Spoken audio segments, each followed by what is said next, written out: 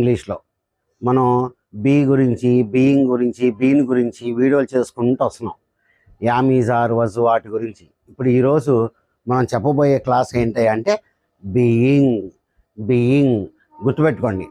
Be forms ఎప్పుడొచ్చినా సరే మనకి ఉండుట అని మీనింగే వస్తుంది. బీ ఫార్మ్స్ గురించి మనం ఎప్పుడు నేర్చుకున్నా సరే మనకి మీనింగ్ ఉండుట అనేటువంటి మీనింగ్ మనం దీన్ని వాడుతూ ఉంటాం మొత్తం కూడా. కాబట్టి ఈ బీయింగ్ అనేది ఎలా వాడతాం ఇంగ్లీష్లో ఎట్లా వాడతారు? ఈ బీయింగ్ లెసన్ చెప్పేటప్పుడు నేను కొన్ని గ్రామాటికల్ టర్మ్స్ తీసేస్తాను నేను. ఎందుకంటే ఆ పదాలు చెప్పడం వల్ల మీకు సరిగా అర్థం కాకపోవచ్చు.